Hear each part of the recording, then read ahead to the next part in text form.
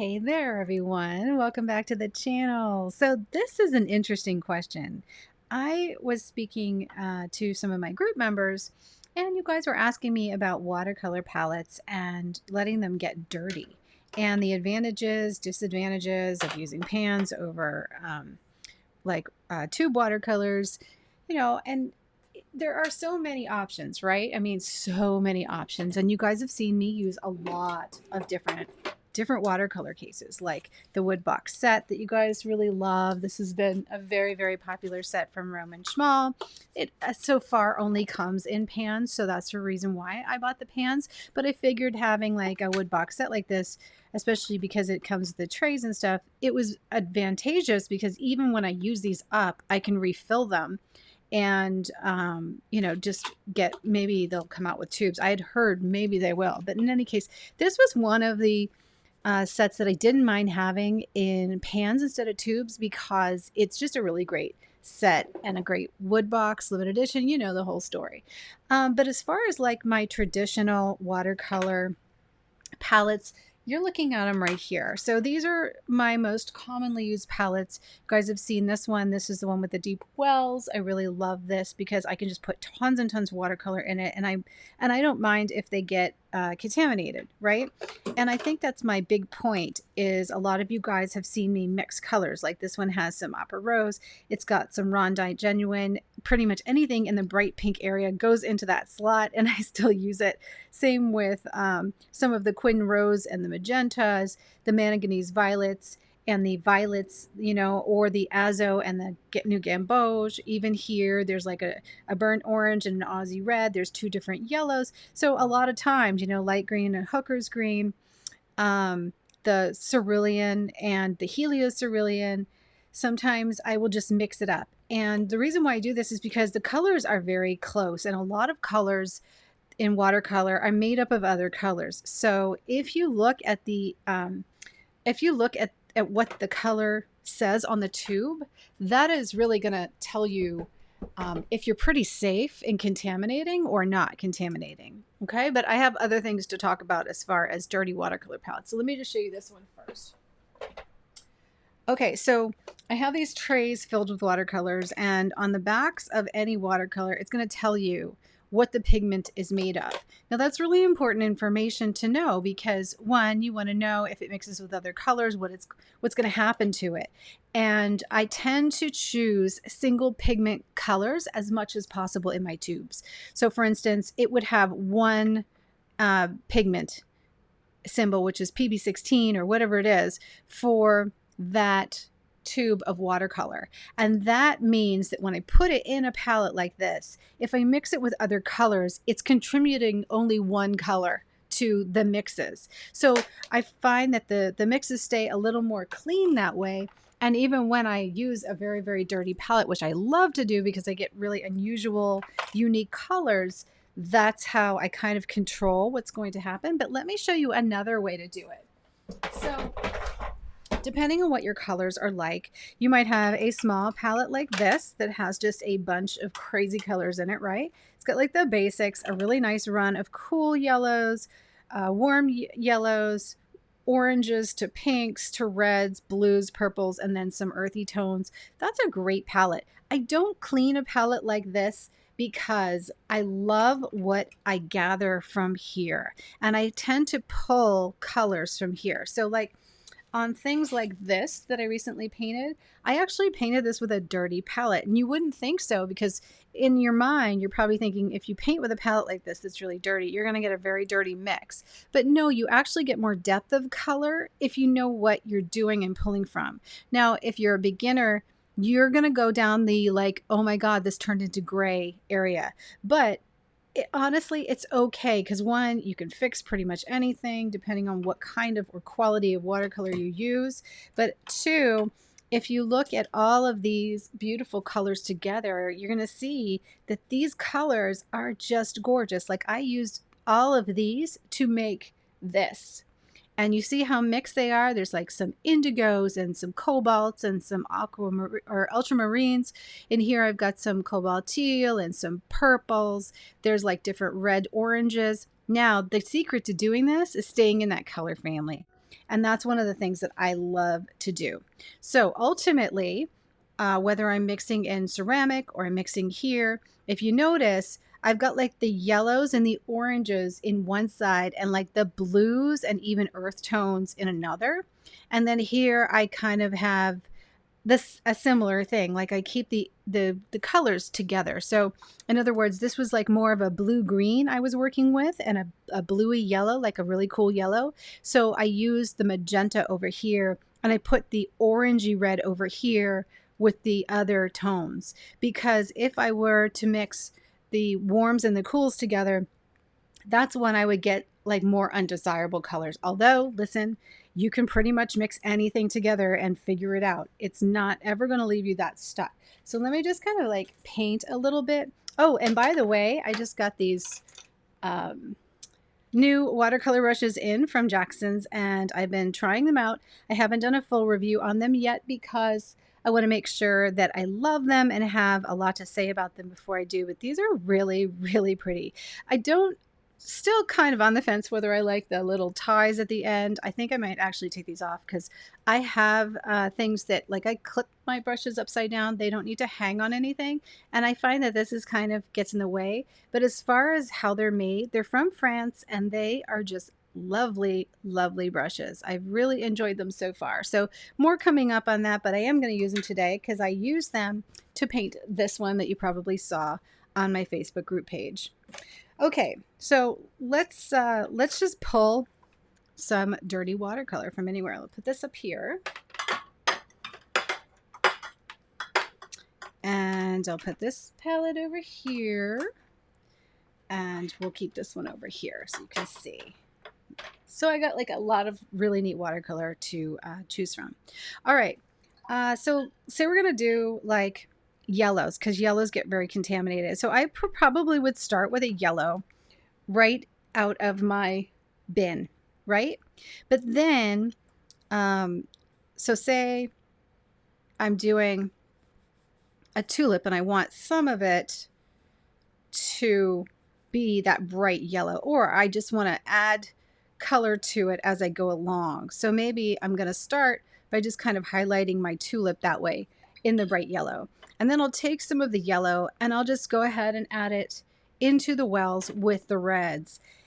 And then I start, while this is wet, using the different areas of my reds, and you see how I'm pulling these really beautiful beautiful colors, right? And some of them will be more bright. If I want more bright, I just go right into the actual mix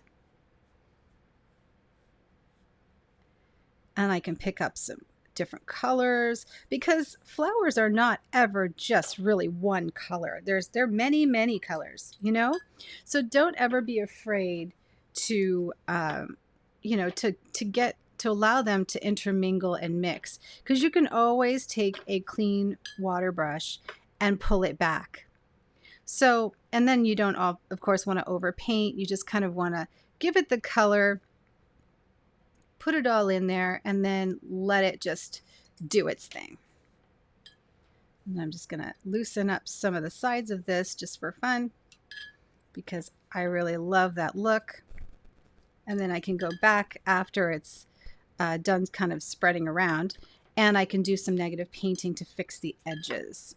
Okay, so there's one idea, and you can see how this is working, right? Like, so that here I'm going to go ahead and start with maybe a little bit of orange.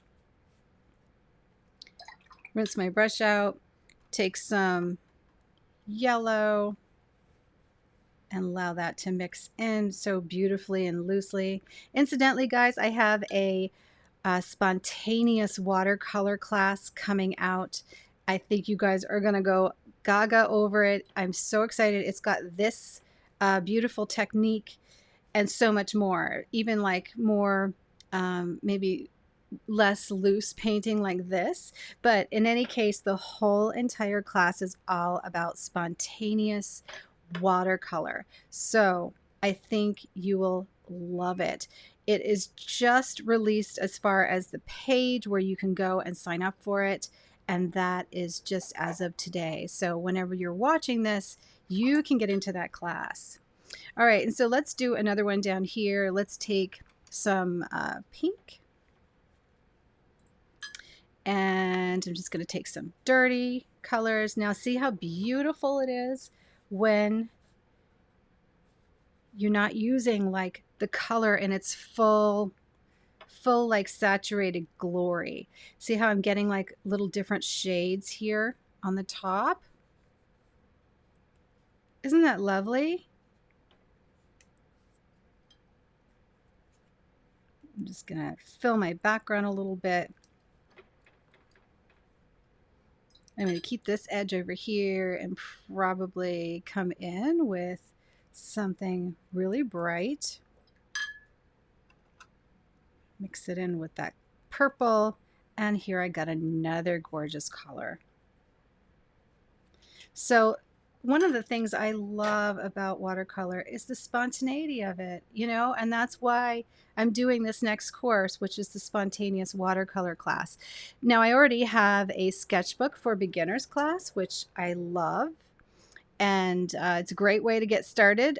If you're a little afraid of some of these techniques that might seem a little bit out of your wheelhouse, then by all means start with the ones that are more early on for beginners, because you don't want to, you know, I don't want you to get overwhelmed at all. And as you can see, I just contaminated my yellow. Totally no big deal. Really no big deal. I mean, at the end of the day, if you've really contaminated it and you can't clean it up, which I can with clean water, I can just take it up like that, and as I use it, it just cleans it up.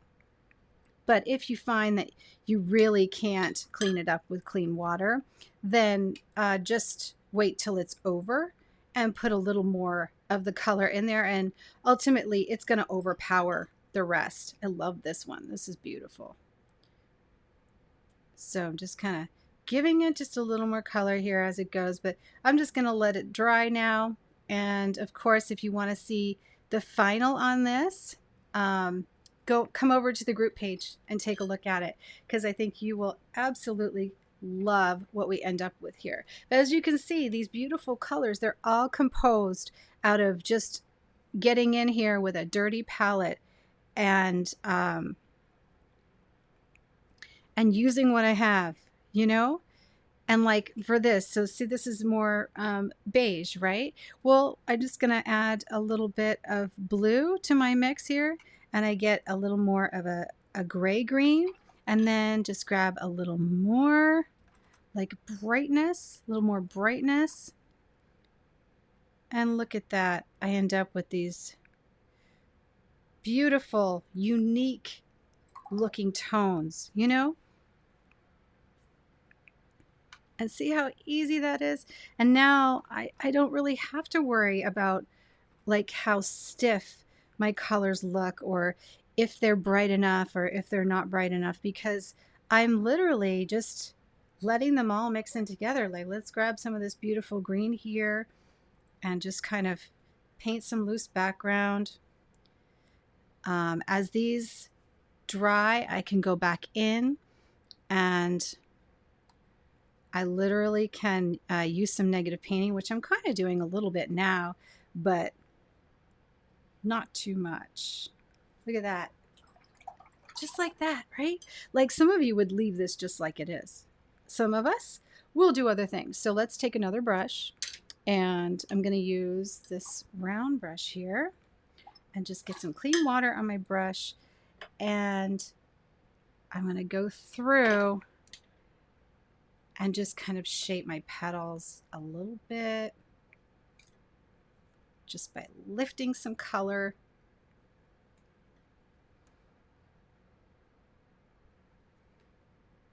Just like that. And clean water and a nice synthetic brush will just lift this right where you want it. And I just want to soften it. You know, I honestly don't want to lift too much of the color. I just want to soften while it's still wet, because that's what's going to give me, you know, this variety of shades in a very loose way. Isn't this so pretty? Tell me you're not having fun, right? This is so much fun to do. I love painting like this because I've spent so many years painting painting things that had to be one way or the other, right? For clients, I painted a lot of buildings and a lot of structures and very structured watercolors and inks and acrylics. And I kind of just, I'm just at a time where I love things to be more loose and more fun. Okay, so I peeled back some. Now we're going to grab some of these beautiful little runs here, and I'm just going to drop in just a bit while it's drying. Still not dry, right? So like a lot of this, I can drop in the tones just so that the shapes have some reinforcement, you know, and we'll see what we get. Literally in my mind, I'm just thinking of like this tulip shape, but nothing like, nothing too crazy. And I also want to leave some white space because later on I can actually do something else with the white space that's kind of really fun.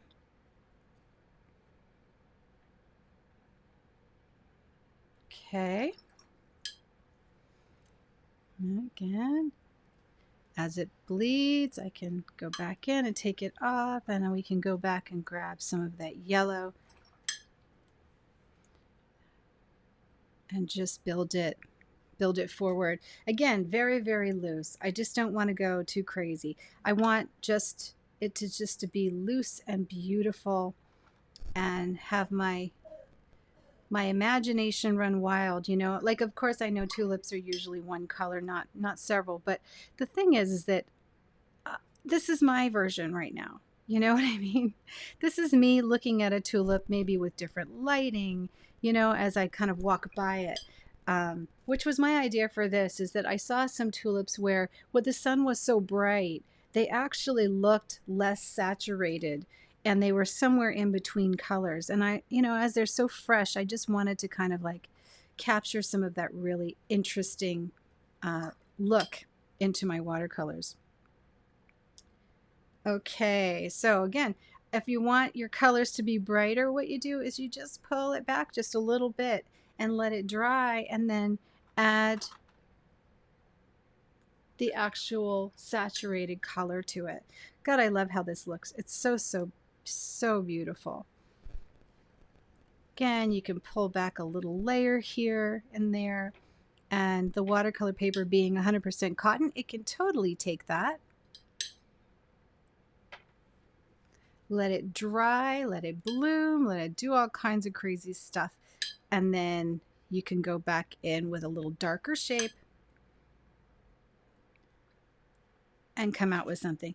So leading back here, since this is nice and dry, I'm just going to grab some of my dirty greens here and just go over the areas. Grab some brighter greens and mix those in together.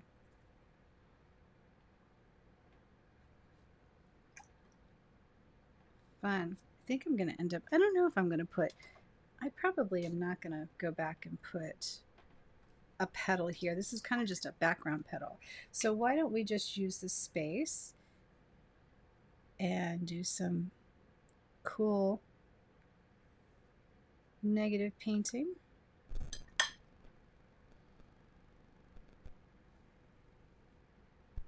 Just for fun. Beautiful. Lots of light, lots of gorgeousness. So see all these gorgeous colors I'm able to pull, right? Now you get what the value of. So I actually have really nice and clean palettes, and then I have simply positively dirty palettes that I just love to play around with. And this is why, because I feel like that's when I really get my most exciting stuff. Now, a lot of times if you're taking lessons from me, you'll see me with a perfectly clean palette. And the reason why I do that is because a lot of you guys, you have maybe just a few limited colors, but I really feel like this video I'm doing today shows you the value of being able to kind of mix that up, you know, and not be so strict. So give it a try. That's all I'm saying. Just give it a try. All right. So what I would do next is I love this area here. To have more of these areas in here, I got to wait for everything to dry, let the backgrounds just kind of do their thing. And then of course, this is going to look so different when it's dry. So I will take a picture of it now, and rather than keep you here, I'm going to share it in our group page. So if you'd like to see the final result, definitely go over the group page. But I think that really illustrates my point on how these dirty palettes really do help you paint better mixes with more interesting colors and values, and never be afraid of them. I mean, again, you can just add more, right? So like if I wanted this to be more pinks or more purples, I just go ahead and grab more darker purple and mix it in, you know? If I want this to be more of the yellows, I would just grab more of the yellows and I would overpower the mix. And you can see there's some pink in there, but literally I'm overpowering the mix. Now, because the purple went in there, now that would make a really interesting gray. So pull it out to the side and you're going to get some different mauve-y kind of tones, warms up until you get a natural brown. So like knowing what colors come together and make is also a very helpful thing in